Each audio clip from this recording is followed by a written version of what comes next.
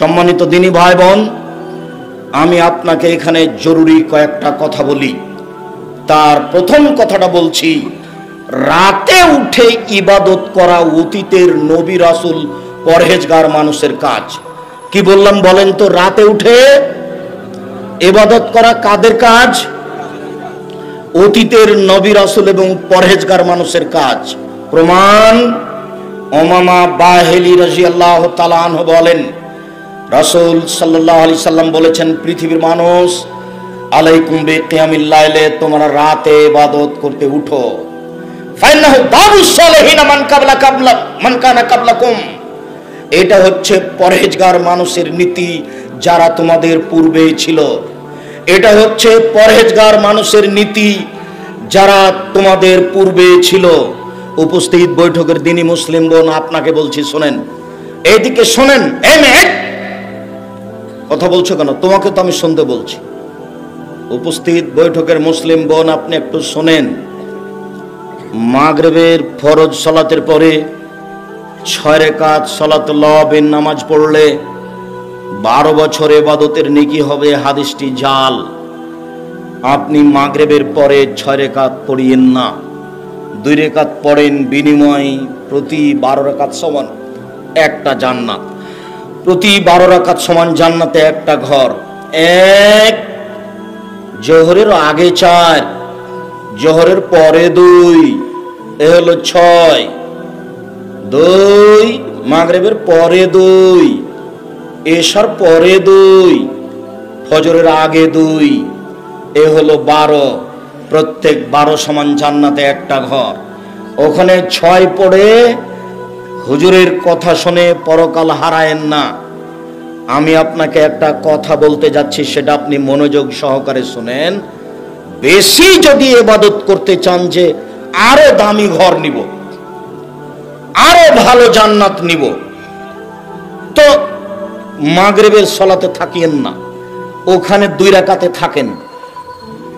মাগরিবের পরে 2, এশার পরে 2, ফজরের আগে 2, জোহরের আগে 4, জোহরের পরে 2। 12 সমান জান্নাতে কি?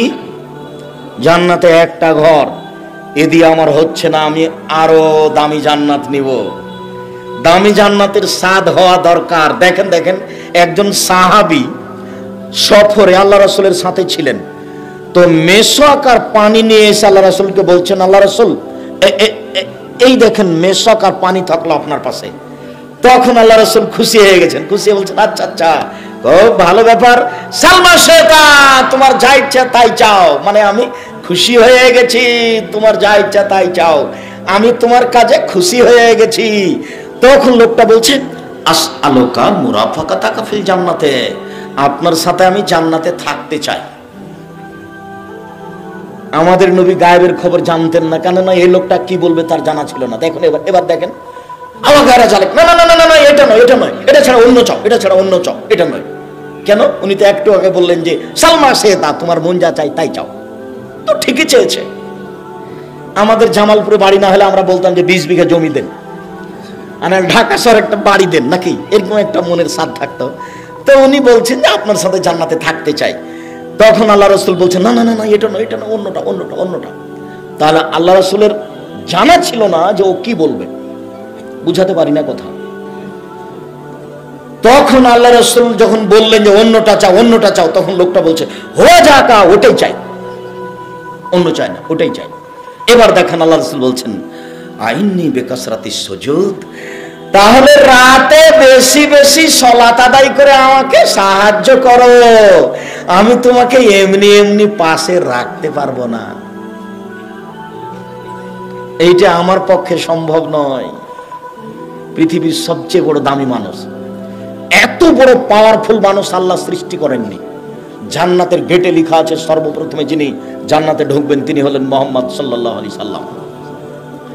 যেদিন বিচারের মাঠে কেউ কথা বলতে পারবে না, এমনকি ইব্রাহিম আলাইহিস সালাম এত দামি মানুষ, ইব্রাহিম আলাইহিস সালাম এত দামি মানুষ, জিবরাইল আলাইহিস সালাম বলছেন আমাদের নবীকে, মুহাম্মদ হুয়া ইব্রাহিম হুয়া আবুকা ফাসাল্লাম আলাইহি, মুহাম্মদ এই যে সপ্তম আকাশে ইনি আপনার বাপ, ইনি ইব্রাহিম, আপনি তাকে সালাম দেন।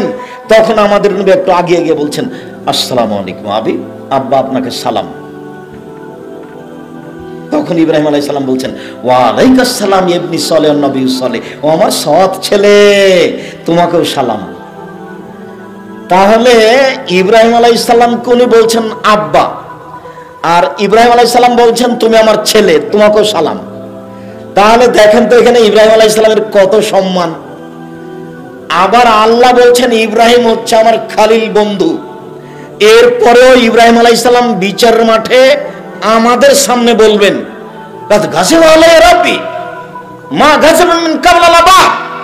আমার প্রতিপালক আমার উপরে রাগ করেছেন, এরকম রাগ পূর্বে কোনোদিন করেননি, ভবিষ্যতেও কোনোদিন করবেন না। নাফসি নাফসি, আমার যে কি হয় তা আমি নিজে বুঝি না, আমি তোমাদের কোনো উপকার করতে পারবো না। নাফসি নাফসি, আমার যে কি হয় তা আমি নিজেই বুঝি না, আমি তোমাদের কোনো উপকার করতে পারবো না। প্রতিপালক আমার উপরে আজকে এমন রাগ করেছেন, পূর্বে কোনোদিন এত রাগ করেননি, ভবিষ্যতেও কোনোদিন এরকম রাগ করবেন না। এটা হলো ইব্রাহিম আলাইহিস সালামের অবস্থা। এবার মুহাম্মদ সাল্লাল্লাহু আলাইহি সাল্লামের কাছে, মুহাম্মদ সাল্লাল্লাহু আলাইহি সাল্লাম সিজদায় পড়ে গেলেন। কিছু কথা বলতে হবে, এই জন্য আমরা উপস্থিত হয়েছি, সারা পৃথিবীর মানুষ সেখানে উপস্থিত হব, আমাদের ব্যাপারে কিছু বলবেন, তাই তিনি সিজদায় পড়ে গেলেন। তখন আল্লাহ বলছেন, এই ফরাসা সাল মাশিতা ওয়াসফে তুসাফা তুতা সালমা শেতা, মাথা উঠান, যা চাইবেন তাই দিয়ে দিব, সুপারিশ করেন মেনে নিব। মাথা উঠান, যা চাইবেন তাই দিয়ে দেব। সালমা শেতা, যা চাইবেন তাই দিয়ে দিব। মাথা উঠান, যা চাইবেন তাই দিয়ে দেব, যা সুপারিশ করবেন সেটাই মেনে নেব। বিচারের মাঠে ইনি মুহাম্মদ সাল্লাল্লাহু আলাইহি সাল্লাম।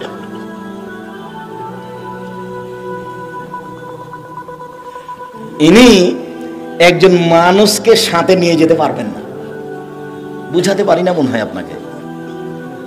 উনি বলছেন যে আমার সাথে থাকতে হলে কি করতে হবে, রাতে একটু তাহাজ্জুদ পড়তে হবে, রাতের সালাত আদায় করতে হবে, তাছাড়া আমার সাথে থাকা যাবে না। মাগরিবের 6 রাকাত পড়লে পরকাল হারাবে, ওটা বিদআত। আপনি যদি বেশি কিছু করতে চান তাহলে চুপ থাকেন একটু পরে। এবার চলেন, রাতে উঠার আশায় কিছু বলতে হবে। রাতের ব্যাপারে আয়েশা রাদিয়াল্লাহু তাআলা আনহা বলেন, কানান নবী সাল্লাল্লাহু আলাইহি সাল্লাম ইসাল্লি মা বাইনা ইয়াফরুকা মিন সালাতিল ইশা ইলাল ফজর 11 রাকাত। আল্লাহর নবী এশার সালাতের পর থেকে নিয়ে ফজরের সালাত পর্যন্ত সময়ে 11 রাকাত সালাত আদায় করতেন। ইসাল্লিমু মিন কুল্লি রাকাতাইনে, প্রত্যেক 2 রাকাত পড়ে সালাম ফিরতেন। ওয়াইউতরে বিওয়াহিদা, তবে শেষ রাতে 1 রাকাত বিতর পড়তেন। আয়েশা রাদিয়াল্লাহু তাআলা আনহা বলেন, কানান নবী সাল্লাল্লাহু আলাইহি সাল্লাম ইসাল্লি বিল্লাইলে আও মিনাল লাইলে 13 রাকাত। আল্লাহর নবী রাতে 13 রাকাত সালাত আদায় করতেন। ওয়া ইউতিরু বিখামসিন মিন জালিকা, এই 13-র 5 রাকাত ছিল বিতর। লা ইয়াজলিসু ফি শাইইন ইল্লা ফি আখিরিহা, এক টানা 5 রাকাত বিতর পড়তেন। সম্মানিত দিনী ভাই বোন, 1 রাকাত বিতর, 3 রাকাত বিতর, 5 রাকাত বিতর, বাকি হলো 8 রাকাত তাহাজ্জুদ। যদি 11 রাকাত সালাত থাকে তাহলে 3 রাকাত বিতর, 8 রাকাত তাহাজ্জুদ।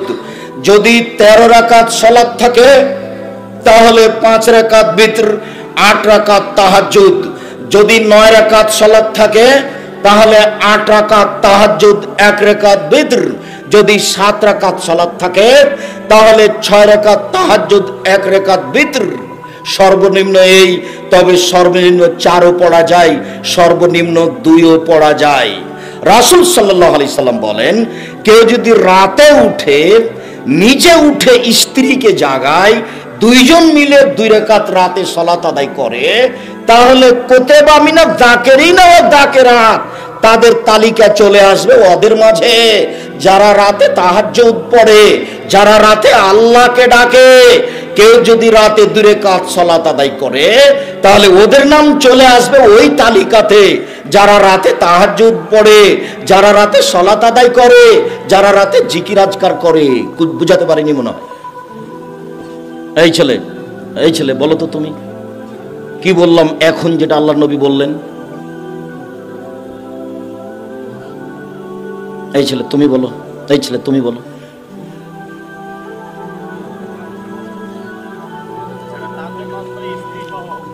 দুই রাকাত,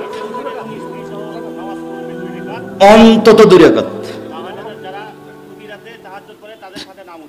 তাদের সাথে নাম চলে যাবে। ঠিক আছে, জাযাকুমুল্লাহ। কত মানুষ, আল্লাহ বলছেন ও আখিরুল আযকানি ইয়াবকুনা আইদুহুম খুশুআ। পৃথিবীতে হাজারো মানুষ রাতে কেঁদে লুটিয়ে পড়ে, তাদের কান্নার শব্দ তাদের ভয় ভীতিকে আরো বেশি করে দেয়। হাজারো লাখো কোটি মানুষ রাতে কেঁদে মাটিতে লুটিয়ে পড়ে, কিন্তু আমি তো রাত 2টায় ঘুমিয়েছি। আমার হাতে তো মোবাইল আছে। এই ছেলে শোনো, একদিন চাঁপাইনবাবগঞ্জে বক্তব্য দিচ্ছিলাম, দিতে দিতে বলেছিলাম যে ডুলি বিবি শব্দটাতে আজকে পেশাব করে দাও।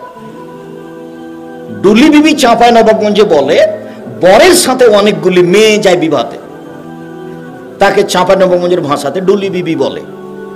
তার মানে অনেকগুলি মহিলা যায় বিবাহতে বরের সাথে, পুরুষরাও যায় মহিলারাও যায়, আর বড় মেয়েগুলি তাও গীতে অংশগ্রহণ করে। চাঁপাইনবাবগঞ্জ জেলাতে বিবাহের শুরু থেকে শেষ পর্যন্ত একটা কাজও জায়েজ নয়, সবই হারাম। জানি না জামালপুরে কোনটা হালাল আর কোনটা হারাম, জামালপুরের ঘটনা আমার জানা নাই। তবে গাইবান্ধার একটা ঘটনা নকল করি। গাইবান্ধা, রংপুর, লালমনিরহাট, নীলফামারী, কুড়িগ্রাম, পঞ্চগড়, ঠাকুরগাঁও, দিনাজপুর, জয়পুরহাট, বগুড়া এসব ডিস্ট্রিক্টের একটা কথা নকল করি। যেখানে মেয়ে মানুষটা আছে, মহিলাটা কনেটা, সেখানেও বিবাহ পড়াতে যায়। তো হুজুর আরো কে যায়, গিয়ে বলে অমুক নেবাসী অমুক এত টাকা নগদ, এত টাকা বাকিতে তোমাকে বিবাহ করতে এসেছে, তুমি তাকে স্বামী সত্ত্বে কবুল করো। তখনও বলে কবুল করলাম, আবার বলে 3 বার। তারপরে লোকগুলি আসে, বর যেখানে বসে আছে, আলোক যেখানে বসে আছে ওখানে এসে দাঁড়ায়। তখন বসে থাকা লোকগুলি বলে আপনারা কে? তখন ওরা বলে আমরা এই বিবাহের উকিল। বসে থাকা লোকগুলি বলে মেয়ে কি কবুল করেছে? তখন দাঁড়িয়ে থাকা লোকগুলি বলে হ্যাঁ করেছে। তখন বসে থাকা লোকগুলি বলে আপনারা কি শুনেছেন? তখন বলে হ্যাঁ শুনেছি। তখন বলে আপনারা বসেন, মনে হচ্ছে পাগলামি কারবার, হিন্দুদের বিবাহ লেগেছে, গলার কাছে চতুর্দিকে ঘুরে ধর্ম পাগল হয়ে গেছে। গাইবান্ধা জেলাতে ধর্ম পাগল হয়ে গেছে, জামালপুরে কি হয়েছে তা আমার জানি না। চট্টগ্রামের নীতি হলো বিবাহতে উকিল বাপ লাগে। তো সেই উকিল বাপ না, এখানে ওরকম নেই। যদি উকিল বাপ থাকে তাহলে শুধু বিবাহ বৈঠকে শেষ। চট্টগ্রামে উকিল বাপই সেদিন থেকে বাপ হয়ে গেছে। উকিল বাপই এখন মেয়ের বাড়িতে যাবে, ওই মেয়ের বাড়িতে যাবে, ওই মেয়ে এখন উকিল বাপের বাড়িতে আসবে, সেদিন থেকে ও বাপ। অবাক, উকিল বাপই হারাম, উকিল বাপই হারাম। উকিল বাপ যদি সেখানে তৈরি করা হয় তাহলে শরীয়তের ন্যাক্কারজনক নোংরা জঘন্য কাজের মধ্যে এটা একটা কাজ। জামালপুর জেলা থেকে বা গাইবান্ধা জেলা থেকে আমাকে বলেছিল আব্দুর রাজ্জাক সাহেব অত শক্ত করে বলেছেন কেন? কি বলেছি? আপনি বলেছেন কাজী সাহেবের খাতার পাতা দিয়ে টয়লেট পেপার হিসেবে ব্যবহার করতে হবে। কেন? 4 জন সাক্ষীর কথা লেখা আছে সেই জন্য। আমি বলেছি ঠিক বলেছি। জেনা প্রমাণ করতে 4 জন সাক্ষী লাগে পৃথিবীতে। কি প্রমাণ করতে 4 জন সাক্ষী লাগে? জেনা। তো এটা বিবাহের বৈঠক নিয়ে এসেছি না জেনার বৈঠক নিয়ে এসেছি? বিবাহের। তো ওখানে আল্লাহ রাসূল বলেছেন 2 জন সাক্ষী। এই খাতা তুলে দিতে হবে কাজী সাহেব, নইলে আপনি কেটে রাখেন। মেয়ের পক্ষ থেকে 2 জন, ছেলের পক্ষ থেকে 2 জন, দ্বন্দ্ব সেখানে লাগিয়ে দিয়েছি। এটা মিথ্যে কথা। একটা বিবাহ বৈধ হইতে মাত্র 2 জন সাক্ষী লাগে, ছেলের পক্ষ থেকে আর মেয়ের পক্ষ থেকে যাই হোক না কেন, এক বাপ লাগবে আর 2 জন সাক্ষী লাগবে। তো ওখানে 4 জন সাক্ষীর জায়গা কেন? আপনি জোর করে রাগ করলে হবে? আমি আব্দুর রাজ্জাক বিন ইউসুফ, আমি ভোরের ঊর্ধ্বনে, আমি মানুষ, তবে কথা ফেরত নেওয়া কঠিন আছে। আমাকে এই কথা ফেরত নেওয়া হবে না, আপনি পরিবর্তন হন, তওবা করেন। সরকারকে বলে খাতা পরিবর্তন করেন। কয়জন সাক্ষীর জায়গা লাগবে? 2 জন। কে বলেছেন? মুহাম্মদ সাল্লাল্লাহু আলাইহি সাল্লাম বলেছেন। তিনি বলেছেন লা নিকাহা ইল্লা বিশাহিদাইনে, 2 জন সাক্ষী ছাড়া বিবাহ চলে না। সম্মানিত দ্বীনি ভাই বোন, বলছিলাম 8 রাকাত তাহাজ্জুদ কমতে কমতে 2 রাকাতে নিয়ে আসা হয়েছে। অন্তত কেউ যদি রাতে 2 রাকাত সালাত আদায় করে, তাহলে পৃথিবীর ভালো মানুষ যারা, ওদের নাম যে খাতাতে আছে এদেরও নাম সেই খাতাতে হবে। এ কথা আমি বলিনি, এ কথা কে বলেছেন? মুহাম্মদ সাল্লাল্লাহু আলাইহি সাল্লাম বলেছেন।